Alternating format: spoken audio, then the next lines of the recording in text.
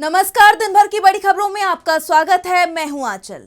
आज इस बुलेटिन में बात होगी महाराष्ट्र में मची सियासी उठापटक की। मी सुनेत्रा अजित पवार गांभीर्यपूर्वक प्रतिज्ञा करते कि 1 फरवरी को पेश होने वाले बजट की देखेंगे कैसे घुसपैठियों पर बयान देकर घिरे अमित शाह। एनकाउंटर को लेकर योगी सरकार पर उठे क्या सवाल, जानेंगे तेजस्वी यादव ने सीएम नीतीश पर बोला क्या हमला। और बुलेटिन के आखिर में देखेंगे जाने माने कार्टूनिस्ट इरफान की किस खबर पर पड़ी तिरछी नजर। लेकिन दिन भर की तमाम बड़ी खबरों से पहले एक नजर आज की सुर्खियों पर।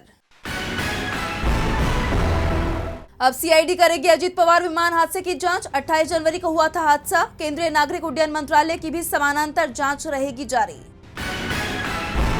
फोन टैपिंग मामले में एसआईटी ने ठुकराई पूर्व सीएम केसीआर की मांग। कहा रिकॉर्ड में जो पता है वही होगी पूछताछ। केसीआर ने अरावली स्थित अपने आवास पर पूछताछ करने की थी मांग। नए लेबर कोड के विरोध में 12 फरवरी को होगी हड़ताल। 9 लाख बैंक कर्मी होंगे शामिल। नौकरी सुरक्षा और कई अधिकार से जुड़े मुद्दों को लेकर किया जाएगा प्रदर्शन। पीएमके में चुनाव चिन्ह पर टकराव। संस्थापक रामदास मद्रास हाईकोर्ट पहुंचे। आम निशान आवंटन पर ईसी को दी चुनौती। एलिना रैबाकिना बनी ऑस्ट्रेलियन ओपन टेनिस की विजेता। फाइनल में एरिना सबालेंका को हराया। पहली बार ऑस्ट्रेलियन ओपन का खिताब किया अपने नाम। ये तो थी सुर्खियां। अब बात आज की सबसे बड़ी खबर की। अजीत पवार के अचानक ही दुनिया से चले जाने के बाद से ही सवाल उठ रहे थे कि उनकी जगह कौन लेगा, किसे एनसीपी की कमान सौंपी जाएगी, फडणवीस सरकार में किसे अजीत पवार की जगह डिप्टी सीएम बनाया जाएगा। और अब इनमें से अधिकांश सवालों के जवाब मिल गए हैं। तो किसे मिली अजीत पवार की जगह, देखिए इस रिपोर्ट में। सुनेत्रा पवार महाराष्ट्र की डिप्टी सीएम बन गई हैं। राजभवन में आयोजित एक सादा समारोह में राज्यपाल आचार्य देवव्रत ने शाम 5:05 पर सुनेत्रा को पद और गोपनीयता की शपथ दिलाई। इससे पहले एनसीपी विधायक दल की बैठक बुलाई गई, जिसमें सुनेत्रा को पार्टी विधायक दल का नेता चुना गया। महाराष्ट्र के सीएम देवेंद्र फडणवीस पहले ही साफ कर चुके थे कि ये एनसीपी को तय करना है कि अजित पवार, जिनकी विमान हादसे में जान चली गई, उनकी जगह किसे सरकार में शामिल किया जाना है। एनसीपी ने जैसे ही सुनेत्रा पर मुहर लगाई, तुरंत सीएम ने राज्यपाल को मंत्रिमंडल विस्तार की जानकारी दे दी, जिसके बाद राजभवन में शपथ ग्रहण समारोह का आयोजन किया गया। लेकिन सुनेत्रा के डिप्टी सीएम बनने के बाद एनसीपी के दोनों गुटों के विलय पर संकट खड़ा हो गया है। एनसीपी के संस्थापक शरद पवार ने तीखी प्रतिक्रिया दी है। शपथ ग्रहण कार्यक्रम से पहले उन्होंने ऐलान कर दिया था कि मेरे परिवार का कोई भी सदस्य सुनेत्रा के शपथ ग्रहण समारोह में नहीं जाएगा, और ऐसा हुआ भी। पवार ने नाराजगी जाहिर करते हुए यहां तक कह दिया कि सुनेत्रा डिप्टी सीएम बन रही हैं। इसके बारे में उन्हें जानकारी मीडिया के जरिए ही मिली है। उनसे न तो इसके बारे में पूछा गया और न ही बताया गया। सारे फैसले मुंबई में पार्टी के नेताओं ने लिए हैं। पवार ने उन खबरों पर भी मुहर लगा दी जिसमें दावे किए जा रहे थे कि अजीत पवार अगर जीवित होते तो एनसीपी के दोनों गुटों का विलय हो जाता। पवार ने कहा कि अजीत की इच्छा थी कि एनसीपी एकजुट हो जाए। वो इस बारे में आशावादी थे। अजीत पवार, शशिकांत शिंदे और जयंत पाटिल ने दोनों गुटों के विलय की बातचीत शुरू की थी। विलय की तारीख भी तय हो गई थी। ये 12 फरवरी को निर्धारित थी। दुर्भाग्य से अजीत इससे पहले ही हमें छोड़कर चले गए। हमें लगता है कि उनकी इच्छा पूरी होनी चाहिए, लेकिन अब ऐसा लगता है कि ये प्रक्रिया बंद हो जाएगी। दरअसल पहले ये कहा जा रहा था कि एनसीपी के दोनों गुट एकजुट होते हैं तो अजीत पवार महायुति को छोड़ देंगे। लेकिन जिस तरह से सुनेत्रा पवार ने डिप्टी सीएम पद की शपथ ली है, उसके बाद शरद पवार ने भी मान लिया कि अब मर्जर मुश्किल है, क्योंकि पवार कई बार कह चुके हैं कि वो बीजेपी के साथ नहीं जाएंगे। सुनेत्रा के शपथ के बाद सभी की नजरें एनसीपी के अगले कदम पर टिकी हुई हैं। शरद पवार के तेवर बता रही हैं कि परिवार में सब कुछ ठीक नहीं है। वहीं पूरे देश की नजरें इस वक्त 1 फरवरी को पेश होने वाले आम बजट पर भी टिकी हुई हैं कि वित्त मंत्री के पिटारे से क्या निकलना है। आम लोगों के लिए कोई राहत की खबर सामने आएगी या चुनावी राज्यों को मदद का ऐलान किया जाएगा, देखिए रिपोर्ट। 1 फरवरी को वित्त मंत्री निर्मला सीतारमण अपना लगातार 9वां बजट पेश करेंगी। एक तरफ जहां बजट को लेकर चर्चा तेज है, तो वहीं चर्चा इस बात की भी हो रही है कि क्या इस बार भी चुनावी राज्यों के लिए बजट में कई ऐलान किए जाएंगे, क्योंकि बजट सत्र के दौरान ही 5 राज्यों में विधानसभा चुनावों का ऐलान हो जाएगा। जहां विधानसभा चुनाव होने हैं, खासतौर पर बड़े राज्य जिसमें पश्चिम बंगाल, तमिलनाडु और केरल शामिल हैं। इन तीनों राज्यों में भाजपा सत्ता से बाहर है। इसलिए माना जा रहा है कि मोदी सरकार पैकेज और योजनाओं के जरिए यहां के वोटरों को लुभाने की कोशिश कर सकती है। राजनीतिक जानकारों का कहना है कि बंगाल के लिए रेलवे और तमिलनाडु के लिए इंडस्ट्रियल कॉरिडोर के बड़े ऐलान मुमकिन है। बजट से ठीक पहले आंध्र के सीएम चंद्रबाबू नायडू और बिहार के सीएम नीतीश कुमार का दिल्ली दौरा काफी अहम रहा। दोनों ने सरकार को विशेष पैकेज और परियोजनाओं की लंबी लिस्ट थमाई है। क्योंकि इस बार केंद्र में सरकार सहयोगियों के दम पर टिकी हुई है, इसलिए इन्हें नजरअंदाज करना जोखिम भरा हो सकता है। सवाल बना हुआ है कि क्या पिछली बार की तरह इस बार भी बिहार और आंध्र को तवज्जो मिलेगी? अगर नहीं तो इससे एनडीए के अंदर असंतोष के स्वर उभर सकते हैं। साथ ही साथ अंतर्राष्ट्रीय स्तर पर ट्रम्प टैरिफ का खतरा भारतीय एक्सपोर्टर्स पर मंडरा रहा है। देखना होगा कि वित्त मंत्री घरेलू मैन्युफैक्चरिंग को बचाने के लिए कुछ रक्षात्मक कदम उठाएंगी या नहीं। वहीं हालिया भारत यूरोपीय संघ ट्रेड डील का असर भी बजट में दिख सकता है, जिससे कुछ आयातित सामान सस्ते हो सकते हैं। इन सब के साथ विपक्ष की निगाहें भी बजट पर टिकी हुई हैं। गौर करने वाली बात है कि इस बार रविवार होने के बावजूद शेयर बाजार खुला रहेगा, जिससे बजट पेश करने के दौरान भारी उतार चढ़ाव की संभावना है। अब देखना होगा कि वित्त मंत्री के इस बजट भाषण से क्या निकलकर सामने आता है। इस वक्त सभी की निगाहें बजट पर टिकी हुई हैं, तो नजरें पश्चिम बंगाल पर भी हैं। पश्चिम बंगाल में गृह मंत्री अमित शाह ने घुसपैठियों को लेकर एक ऐसा बयान दिया है जिससे उनकी मुश्किलें बढ़ गई हैं। टीएमसी लगातार उन पर निशाना साध रही है। यहाँ तक कि पार्टी ने अमित शाह को टूटा रिकॉर्ड कहकर भी तंज कसा है। तो और क्या कुछ कहा टीएमसी ने, जानने के लिए देखिए ये रिपोर्ट। घुसपैठियों को लेकर बयानबाजी पर गृह मंत्री अमित शाह पहले से ही विपक्ष के निशाने पर थे और अब एक बार फिर उन्होंने चुनावी राज्यों असम और पश्चिम बंगाल में जाकर घुसपैठियों का मुद्दा छेड़ दिया है और जनता से कहा है कि बीजेपी की सरकार बनवाओ ताकि घुसपैठियों को बाहर किया जा सके। अमित शाह के बयान पर अब टीएमसी ने तीखा पलटवार किया है। पार्टी ने एक्स पर लिखा, मां माटी मनुष्य जैसे नारे नफरत फैलाने वालों और हिंसा भड़काने वालों के लिए नहीं है। आपने संदेश खाली में महिलाओं की गरिमा का वस्तुकरण किया। माताओं और बेटियों को यौन उत्पीड़न के झूठे आरोप लगाने के लिए पैसे के बदले खाली कागजों पर हस्ताक्षर करने के लिए मजबूर किया। आपने बंगाल की धरती को तिरस्कार से दूषित किया है। कवि गुरु रविंद्रनाथ टैगोर से लेकर नेताजी सुभाष चंद्र बोस तक, स्वामी विवेकानंद से लेकर ईश्वर चंद्र विद्यासागर और ऋषि बंकिम चंद्र चट्टोपाध्याय तक आपने हमारे आदर्शों का अपमान किया है। आपने मजदूरी, घरों, सड़कों और पीने के पानी को रोककर बंगाल को भूखा रखा। आपने भाजपा शासित राज्यों में बंगाली भाषी नागरिकों का शिकार किया, उन्हें हिरासत में लिया, निर्वासित किया और यहाँ तक कि पीट पीट कर मार डाला। इसलिए मां माटी मनुष्य बोलने की हिम्मत मत करना। तुमने तीनों को कुचल दिया है। इतना ही नहीं, घुसपैठियों वाले बयान पर शाह को घेरते हुए टीएमसी ने 5 सवाल भी पूछे। पार्टी ने एक्स पर लिखा, अगर घुसपैठ वाकई हो रही है तो इसके लिए किसकी गलती है? अगर ये सिर्फ बंगाल की समस्या है तो आतंकवादी हमारे देश में कैसे घुस आए और पहलगाम में 26 निर्दोष नागरिकों की जान कैसे ले ली? अगर घुसपैठ बड़े पैमाने पर हो रही है तो इससे किसे फायदा हो रहा है, जबकि बीजेपी या उसके सहयोगी बंगाल को छोड़कर हर सीमावर्ती राज्य में सत्ता में है जहां एसआईआर का संचालन भी नहीं किया जा रहा है। अगर वाकई बंगाल की मतदाता सूची में आपके दावे के मुताबिक विदेशी शामिल हैं, तो भाजपा नियंत्रित चुनाव आयोग एसआईआर के जरिए पता लगाए गए बांग्लादेशियों या रोहिंग्याओं की सत्यापित संख्या का खुलासा क्यों नहीं किया? आपकी पार्टी ने अपने ही सांसद के खिलाफ क्या कार्रवाई की है, जिन्होंने खुलेआम कहा था कि अगर भाजपा सत्ता में आती है तो बांग्लादेश के साथ सीमा पर लगी बाड़ हटा दी जाएगी। टीएमसी के इन सवालों ने बीजेपी की बेचैनी बढ़ा दी है। अब देखना होगा कि शाह की तरफ से इन सवालों का जवाब आता है या वो चुप्पी साध लेते हैं। अपने बयान को लेकर अमित शाह बुरी तरह से फंस गए हैं, तो उत्तर प्रदेश की योगी सरकार भी घिरती दिखाई दे रही है। आरोपियों के पैरों में गोली मारकर उन्हें एनकाउंटर बताए जाने को लेकर इलाहाबाद हाईकोर्ट की टिप्पणी सामने आई है। कोर्ट ने साफ शब्दों में कह दिया है कि पुलिस कानून से ऊपर नहीं है, जिसके बाद योगी सरकार की टेंशन बढ़ गई है। तो और क्या कुछ कहा कोर्ट ने, जानेंगे इस रिपोर्ट में। उत्तर प्रदेश में आरोपियों के एनकाउंटर को लेकर बड़ा विवाद खड़ा हो गया है। साथ ही सरकार और प्रशासन को कोर्ट से कड़ी फटकार लगी है। दरअसल इलाहाबाद हाई कोर्ट ने राज्य में पुलिस के आरोपियों के पैरों में गोली मारकर उन्हें एनकाउंटर बताने की आदत पर गहरी चिंता जताई है। प्रयागराज में जस्टिस अरुण कुमार देशवाल की सिंगल बेंच ने साफ शब्दों में कहा कि पुलिस कानून से ऊपर नहीं है और आरोपियों को सजा देना न्यायपालिका का काम है, न कि पुलिस का। प्रमोशन, वाहवाही या सोशल मीडिया पर सुर्खियां बटोरने के लिए गोली चलाने की प्रवृत्ति न सिर्फ गलत बल्कि खतरनाक भी है।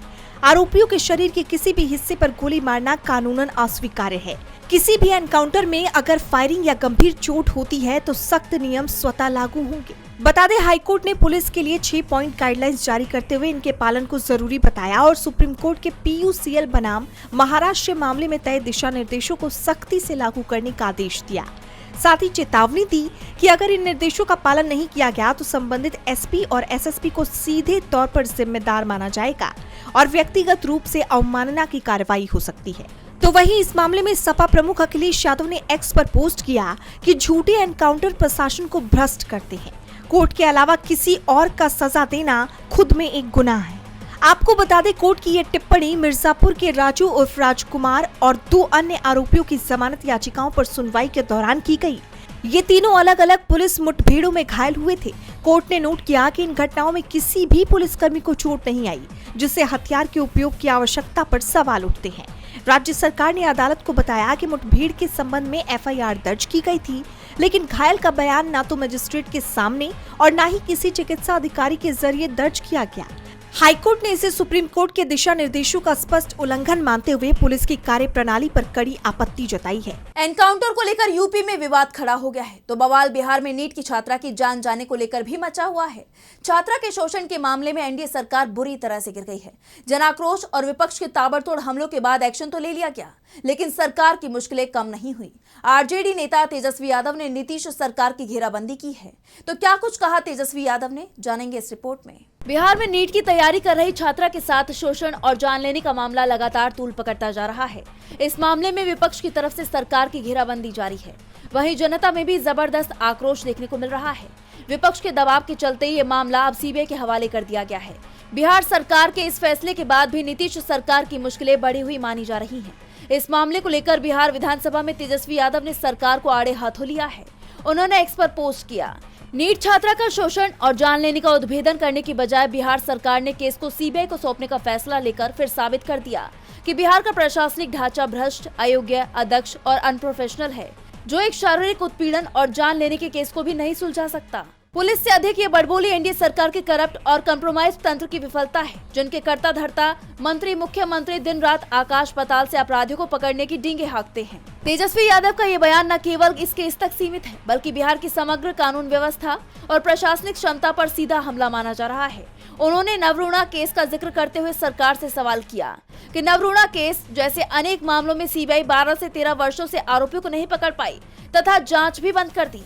यही इस मामले में होना है। कहाँ है चुनावों में जंगल राज चिल्लाने वाले? बिहार की ध्वस्त और भ्रष्ट विधि व्यवस्था की जवाबदेही कौन लेगा?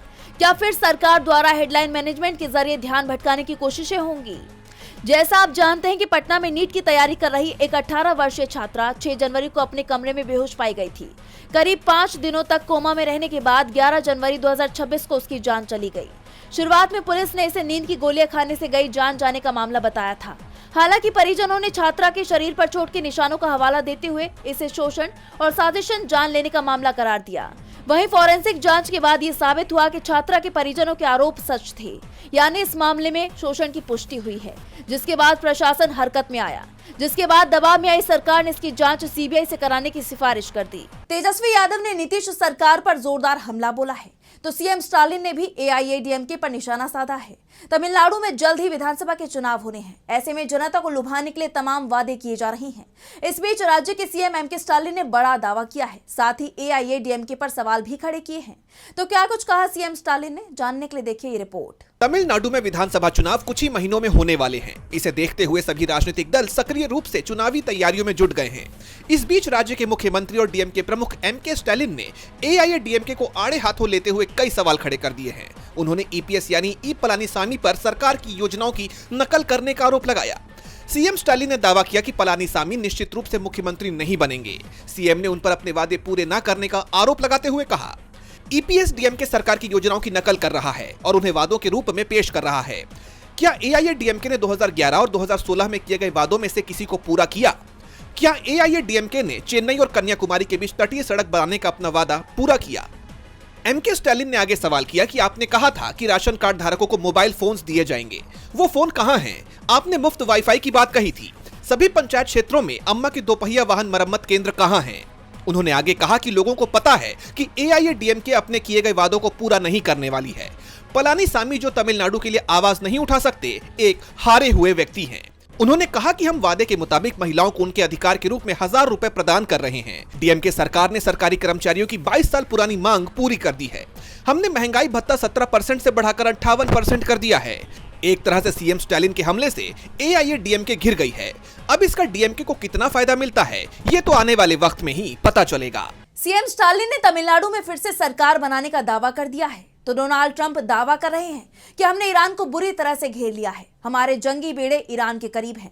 अगर खामेनी हमारी बात नहीं मानेंगे तो उनके साथ बहुत बुरा होगा। तो दूसरी तरफ ईरान ने भी साफ कह दिया है कि ट्रंप जो सोच रहे हैं वैसा कुछ भी नहीं होगा। अगर अमेरिका ने ईरान पर हमले की कोशिश की तो अमेरिका ही नहीं उसके सभी दोस्तों को भी इसकी सजा दी जाएगी। तो क्या मिडिल ईस्ट में जंग ही बचा है आखिरी रास्ता? देखिए इस रिपोर्ट में। ईरान और अमेरिका के बीच की टेंशन अपने चरम पर पहुंच चुकी है। एक तरफ अमेरिका के राष्ट्रपति डोनाल्ड ट्रंप ने कहा है कि ईरान को अपना परमाणु कार्यक्रम पूरी तरह से बंद करना होगा, तो वहीं ईरान ने जवाब दे दिया है कि हम ऐसा बिल्कुल भी नहीं करेंगे। ईरान के supreme leader Ayatollah Ali Khamenei के तेवर बेहद सख्त हो गए हैं। उन्होंने अरब लीग और दुनिया के दूसरे देशों को सख्त चेतावनी दी है। कहा है कि अगर हालात बिगड़े तो इसका असर सिर्फ मिडिल ईस्ट तक सीमित नहीं रहेगा, बल्कि पूरी दुनिया इसकी कीमत चुकाएगी। ईरान ने स्ट्रेट ऑफ हॉर्मुज को बंद करने की तैयारी भी पूरी कर ली है। दुनिया का करीब 20% तेल और बड़ी मात्रा में तरलीकृत गैस इसी रास्ते से गुजरती है। सऊदी अरब, इराक, यूएई और ईरान जैसे बड़े तेल उत्पादक देशों के पास अपने व्यापार के लिए ये बेहद महत्वपूर्ण रूट है और यहीं पर ईरान की नौसेना अपनी सालाना मिलिट्री एक्सरसाइज कर रही है। ट्रंप ने इस अभ्यास को रोकने की धमकी भी दी थी, लेकिन ईरान ने अमेरिका की धमकियों को नजरअंदाज कर दिया है। इस बीच खबर आ रही है कि आधा दर्जन कार्गो विमान तेहरान एयरपोर्ट पर उतरे हैं। ये विमान रूस और चीन से आए हैं, जिसमें भारी संख्या में हथियारों के होने का अनुमान जताया गया है। जंग की तैयारियों के बीच ईरान के IRGC कमांडर मोहम्मद अकबर जाहदे ने अमेरिका को चेतावनी देते हुए कहा है कि अगर जंग होती है तो अमेरिका का एयरक्राफ्ट कैरियर ईरान का सबसे पहला निशाना बनेगा। इसके लिए ईरान ने अपनी सैकड़ों मिसाइलों के साथ 1000 नए स्ट्रेटेजिक ड्रोन भी तैनात कर दिए हैं। इन ड्रोनों की तस्वीरें जारी नहीं की गई है ताकि सैन्य राज सुरक्षित रहे। वहीं सैटेलाइट तस्वीरों के खुलासे ने भी अमेरिका के टेंशन को बढ़ा दिया है, क्योंकि जो तस्वीरें सामने आई हैं उसमें इस्फहान और नातांज परमाणु ठिकानों पर जबरदस्त हलचल दिखाई दे रही है। ये वो परमाणु ठिकाने हैं जहां जून 2025 में अमेरिका और इजराइल ने हमले किए थे, लेकिन ईरान ने इन संयंत्रों की रिपेयरिंग कर ली है। अब यहाँ कुछ बड़ा होने के संकेत मिल रहे हैं, जो अमेरिका की चिंता का सबसे बड़ा कारण दिखाई दे रहा है। और बुलेटिन के आखिर में देखेंगे जाने माने कार्टूनिस्ट इरफान की किस खबर पर पड़ी तिरछी नजर।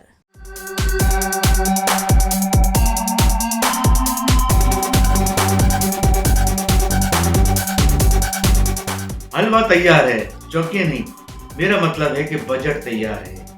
आपको शायद ज्ञात होगा कि संसद में एक ऐसी परंपरा है जब वित्त मंत्री बजट के ठीक पहले एक कढ़ाई के अंदर हलवा भरकर लाते हैं और वो हलवा संसद सदस्यों को खिलाया जाता है। जी हाँ, उन्हीं को ये हलवा भी खिलाया जाता है जो जनता के हिस्से का बाकी माल भी छट कर जाते हैं।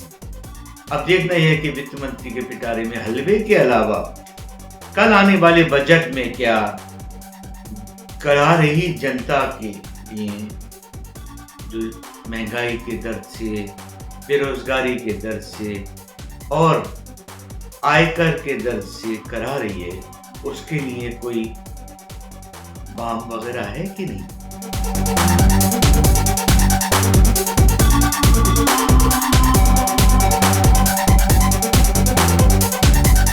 बहुत बहुत शुक्रिया इरफान जी। तो आज इस बुलेटिन में बस इतना ही। आप देखते रहिए DB लाइव। नमस्कार।